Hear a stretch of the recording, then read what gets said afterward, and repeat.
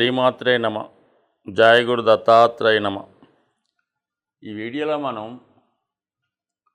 రాహు కేతు గ్రహాల ప్రభావం వివిధ రాశుల వారి మీద ఏ విధంగా ఉండబోతుంది, కాలసర్ప దోషం వల్ల లాభం కలుగుతుందా లేదా నష్టం కలుగుతుందా అన్న విషయాన్ని ఈ వీడియోలో పరిశీలించే ప్రయత్నం చేద్దాం. రాహువు ఒక విధంగా ఆశకి కారణమవుతుంటాడు.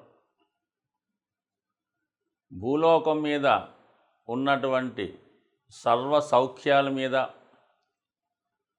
తనకి ఆధిపత్యం ఉంటుంది.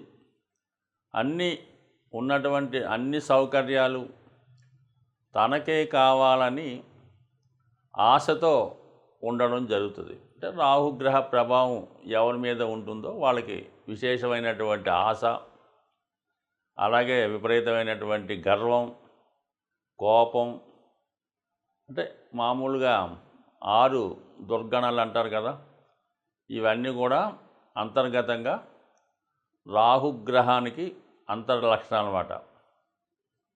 రాహు ఎప్పుడూ కూడా హీరో కావాలనుకుంటూ ఉంటాడు. అలాగే నాయకత్వ లక్షణాలు కలిగి ఉంటాడు. అన్యాయాన్ని ఎదిరించే ప్రయత్నం చేస్తుంటాడు. సో ఏది చేసినా కూడా ఇంటర్నల్గా తనకి స్వార్థం ఉంటుంది. ఈ విధంగా రాహు ఆశ, కోరికలు వీటి మధ్య ఎప్పుడూ కూడా మానవుడు జీవిస్తూ ఉంటాడు. అంటే రాహుగ్రహ ప్రభావం ఉన్నవాడు. దానికి సంపూర్ణంగా వ్యతిరేక ఫలితాన్ని ఇచ్చేవాడు కేతువు. నిరాశ, నిస్పృహ, అలాగే 0 లక్షణాలు, ఎటువంటి కోరికలు ఉండవు. ఒక విధమైనటువంటి నిడారంబర యోగం, సన్యాస యోగం లాంటిది అన్నమాట. అంటే అన్నీ త్యజిస్తూ ఉంటాడు. తన దగ్గర ఉన్న ప్రతీది కూడా ఇవ్వడం జరుగుతూ ఉంటుంది. దానికి వ్యతిరేకంగా రాహు ప్రతీది కూడా తనకు కావాలనుకుంటాడు. అక్కర్లేకపోయినా కావాలనుకుంటూ ఉంటాడు. అది రాహు యొక్క లక్షణం. ఇది కేతువు యొక్క లక్షణం. ఒక రాహు విధానంగా దేనైనా ఎక్స్పెండ్ చేస్తుంటాడు. అది తన ఉన్న భావాన్ని కానీ, తను కలిసినటువంటి గ్రహాన్ని కానీ, ఆ భావ ఫలితాన్ని, ఆ గ్రహ ఫలితాన్ని పెంచుతూ ఉంటాడు, ఎక్స్పెండ్ చేస్తూ ఉంటాడు. అయితే తన యొక్క రాహు యొక్క పాయిజన్ని అందులో కలిపి దాన్ని పెంచడం జరుగుతూ ఉంటుంది. అంటే ఒక విధంగా ఇంటర్నల్ స్వార్థంగా పెరుగుతూ ఉంటుంది. అయితే గురువు అలా కాదు. గురువుకు కూడా ఎక్స్పెండ్ చేసే శక్తి ఉంటుంది. గురువు ఏ భావంలో ఉంటే, పంచమ భావంలో ఉంటే అధిక సంతానాన్ని ఇస్తాడు. ధనస్థానంలో ఉంటే అధిక ధనాన్ని ఇస్తూ ఉంటాడు. అయితే రాహు కూడా ధనస్థానంలో ఉన్నప్పుడు అధిక ధనాన్ని ఇస్తాడు. లాభస్థానంలో ఉన్నప్పుడు అధిక లాభాలు తెచ్చిపెడుతుంటాడు. ఇందులో రాహు ఇచ్చే దాంట్లో అక్రమార్జన ఉంటుంది.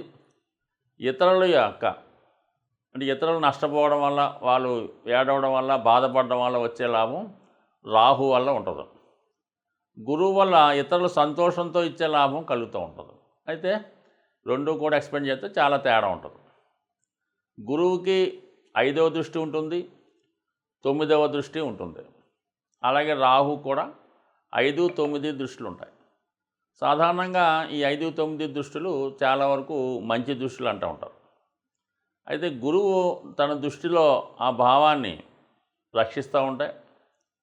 రాహు ఆ భావాన్ని పాయిజన్తో నింపి ఇంకో విధంగా స్వార్థంతో నింపుతూ ఉంటాడు. అది రాహు యొక్క ప్రభావం. అయితే కేతువు ఆ భావాన్ని తగ్గిస్తూ ఉంటాడు. 7వ స్థానంలో కేతు ఉంటాడు. వివాహం జరుగుతూ ఉంటుంది. భార్య మీద ఇష్టం ఉండదు, ఏ వ్యామోహాల మీద ఇష్టం ఉండదు. ఈ విధంగా కేతు ఉంటాడు. రాహు ఆపోజిట్గా వాళ్ళ ప్రభావాన్ని చూపడం జరుగుతూ ఉంటుంది.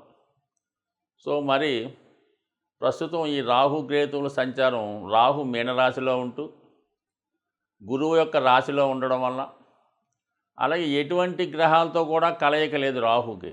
కేవలం తను ఒక్కడే మీనరాశిలో ఉండి పూర్తి స్వతంత్రంతో తన ఫలితాలు ఇవ్వడానికి సిద్ధంగా ఉన్నాడు. అలాగే కేతువు కూడా ఏ గ్రహంతో కూడా కలయకుండా సింగిల్గానే కన్యా రాశిలో ఉండడం జరుగుతూ ఉంది. సో ఈ 2 గ్రహాల ప్రభావం మరి వివిధ రాశుల మీద ఏ విధంగా ఉండబోతుంది అన్న విషయాన్ని చర్చిద్దాం. అలాగే దీని పరిహారం ఏ విధంగా చేసుకోవాలన్న విషయాన్ని కూడా ఈ వీడియో చివరిలో తెలుసుకునే ప్రయత్నం చేద్దాం. ధనుసు రాశి వారికి చతుర్థంలో రాహు, దశమంలో కేతువు. ధనుసు రాశికి గురువు అధిపతి. అటువంటి గురువు యొక్క రాశి అయినటువంటి మీనరాశిలో రాహు ఉండడం వల్ల ఈ రాహు యొక్క ప్రభావం మీనరాశిలో ఉంటే ఎటువంటి ఫలితం వస్తుందో ధనుసు రాశిలో రాహు ఉన్నట్టే భావించి మరి ధనుసు రాశి వారు ఫలితాలు తెలుసుకోవాల్సి ఉంటుంది. రాహు చాలా పవర్ఫుల్ ప్లానెట్ అన్నమాట. దానికి మల్టిపుల్గా ఎలా ఉంటుందంటే రాహు ఏ గ్రహంతో కలిస్తే ఆ ఫలితం, ఏ రాశిలో ఉంటే ఆ ఫలితం, ఎవరితో చూడబడితే ఆ ఫలితం, ఎవరిని చూస్తే ఆ ఫలితం, ఈ విధంగా మంచి బలమైనటువంటి ఛాయాగ్రహం అనుకుందాం. అయితే ప్రస్తుతం 4వ స్థానంలో రాహు ఉండడం వల్ల జాతకుడికి మానసిక సంఘర్షణకి లోనవుతుంటాడు. ఏ పని చేద్దామన్నా ముందుకు వెళ్ళలేకపోతుంటాడు. ఏది చేద్దామని ఇది తప్ప ఇది రైటా అన్నటువంటి అంతర్మదనంలో జాతకుడు ఎక్కువగా సంఘర్షణ పడుతూ ఉంటాడు. అలాగే గృహ సంబంధించిన విషయాల్లో, స్థిరాస్తి సంబంధించిన విషయాల్లో చాలా ఇబ్బందులు ఎదుర్కోవడం జరుగుతూ ఉంటుంది. తనకి ఇష్టం లేని వ్యక్తులు తన గృహంలో నివసించవచ్చు, తను ఉన్నటువంటి ఆఫీసులో పనిచేయచ్చు. ప్రతిరోజు అతనితో వాళ్ళతో సాహసం చేయవలసి ఉంటుంది తప్పనిసరి పరిస్థితుల్లో. అది బయటికి చెప్పుకోలేడు. ఇంకో రంగం మొహమాట పరంగా ఇబ్బంది పడుతుంటాడు. అలాగే ఎక్కువగా జాతకుడి యొక్క మనస్సు పరిపరి విధాలుగా ఆలోచిస్తూ ఉంటుంది.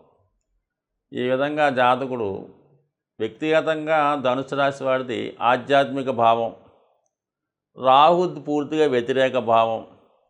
ఈ విధంగా ఇతరులతో కలిసి కొన్ని కార్యక్రమాలు చేయడం అనేది జాతకుడి యొక్క మనోభావానికి ఇబ్బంది కలుగుతూ ఉంటుంది. అయినప్పుడు కూడా జాగ్రత్తగా వెళ్తూ ఉంటాడు. 4, 8, 12 భావాల్ని రాహు యాక్టివేట్ చేయడం వల్ల ఈ సమయంలో జాతకుడు తన దగ్గర నుంచి ఏదో ఒక విలువైనటువంటి ఆర్టికల్లో, వస్తువో, స్థిరాస్తో ఏదో ఒకటి అమ్మే ప్రయత్నం చేయడం జరుగుతూ ఉంటుంది.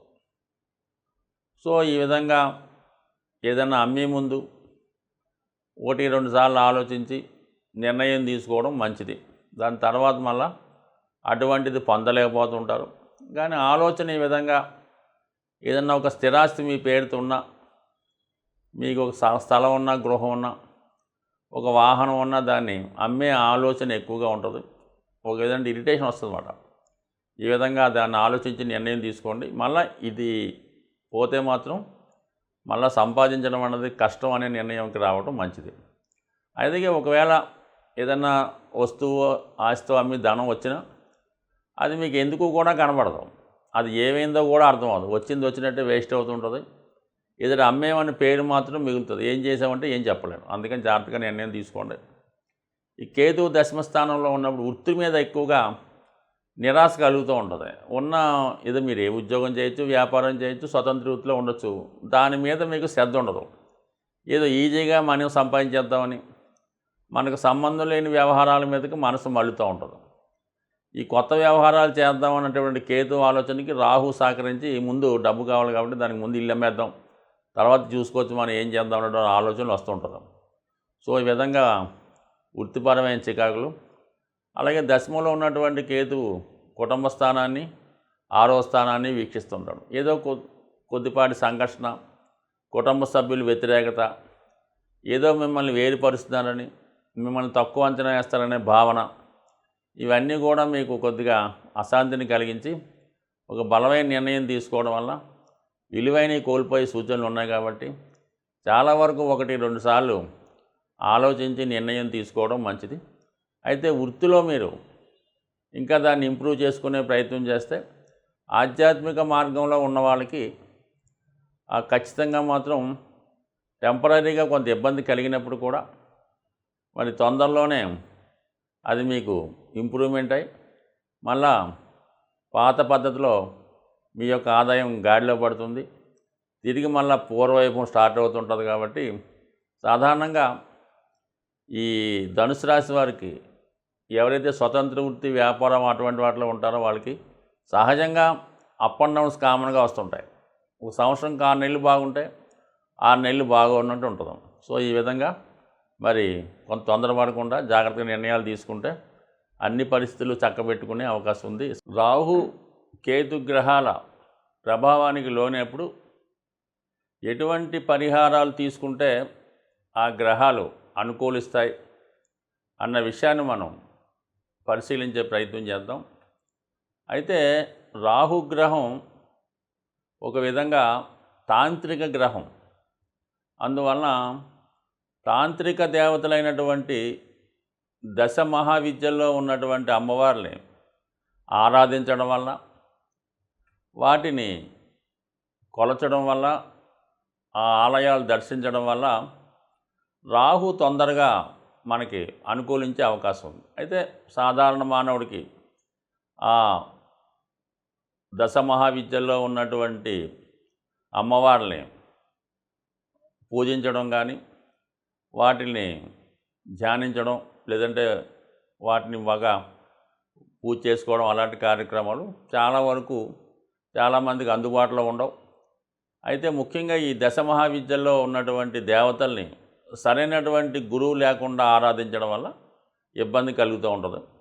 అయితే ఏంటంటే అటువంటి దేవాలయాలు ఉన్నప్పుడు, దగ్గరలో ఉన్నప్పుడు, లేదనుకోండి దక్షిణకాళి, మహాకాళి, కనకదుర్గ ఇలాగా శక్తి స్వరూపాలతో ఉన్నటువంటి దేవతలు, ఇది సింహం మీద అలాగే పులి మీద ఉన్నటువంటివి, శూలం ధరించి ఉన్నటువంటి దేవతలు, వీళ్ళని మీరు ఆరాధించడం వల్ల ఊరికే ఏమి ఎక్కువ చేయక్కర్లేదు. ప్రతి శుక్రవారం రోజు వీలైతే ఒక 8 శుక్రవారాలు అమ్మవారి ఆలయానికి దర్శించడం వల్ల ఖచ్చితంగా మీకు రాహు యొక్క అనుగ్రహం లభిస్తూ ఉంటుంది. అలాగే కేతు ఇంకా అందరికీ తెలిసిందే, ఎంతమందిని పూజించినా ఎటువంటి ఫలితం రాదు. కానీ కేవలం విఘ్నేశ్వరుణ్ణి ఆరాధించడం వల్ల కేతువు తొందరగా అనుగ్రహం రావడం జరుగుతూ ఉంటుంది. అంటే కేతు అంటూ అనుగ్రహించాడంటే మిగతా గ్రహాలు ఏది కూడా ఇవ్వలేనటువంటి ఫలితాన్ని, లాభాన్ని కేతుగ్రహం ఇవ్వగలడం.